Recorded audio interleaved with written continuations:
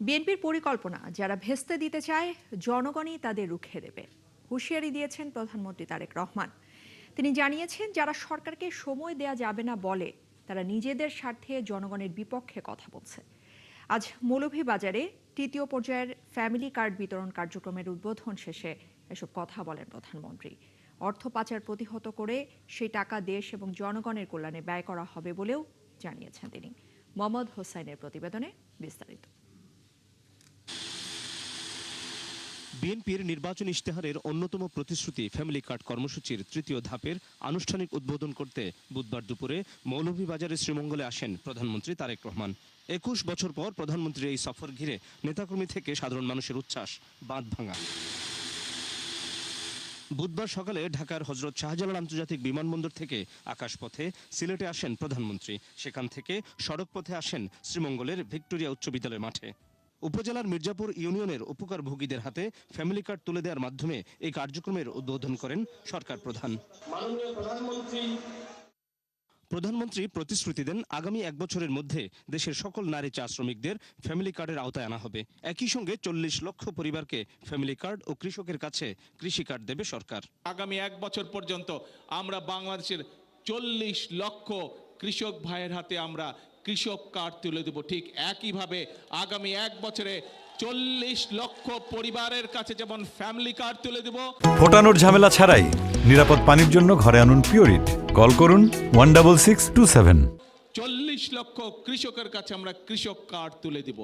ত্রয়োদশ জাতীয় নির্বাচনের আগে বিএনপির নির্বাচন ইশতেহারের মধ্যে সবথেকে গুরুত্বপূর্ণ প্রতিশ্রুতি ছিল ফ্যামিলি কার্ড বিতরণ, যার লক্ষ্য ছিল নারীর ক্ষমতায়ন এবং সামাজিক নিরাপত্তা নিশ্চিত করা। প্রধানমন্ত্রী তারেক রহমান শ্রীমঙ্গলের এই জনসভা থেকে তৃতীয় ধাপের ফ্যামিলি কার্ড বিতরণ কর্মসূচির উদ্বোধন করলেন।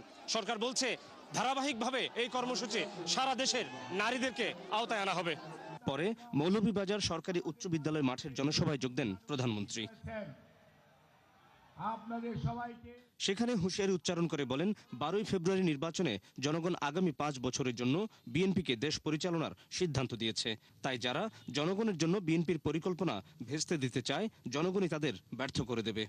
জনগণ সিদ্ধান্ত নিয়েছে যে বিএনপি আগামী ৫ বছর পর্যন্ত দেশ পরিচালনা করবে। সিদ্ধান্ত নিয়েছে যে বিএনপি তার দেওয়া জনগণকে দেওয়া সকল প্রতিশ্রুতি পালন করতে কাজ করবে। তাহলে আমার প্রশ্ন, জনগণের রায়ের বিরুদ্ধে যারা কথা বলে, যারা জনগণ টাইম দিয়েছে বিএনপিকে ৫ বছর, যারা বলে জনগণকে বিএনপিকে সময় দেওয়া যাবে না, তাদের বিরুদ্ধে তাহলে কি করা উচিত? তাদের বিরুদ্ধে সজাগ থাকতে হবে।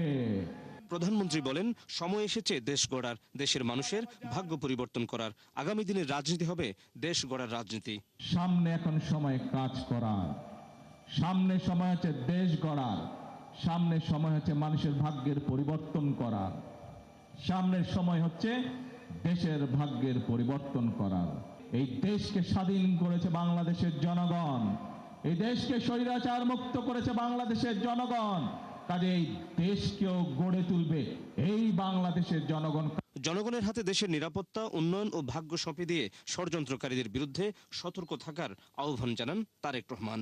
তাহলে আমাদের সকলকে চোখ কান খোলা রাখতে হবে। মোহাম্মদ হোসাইন, ৭১, মৌলভীবাজার।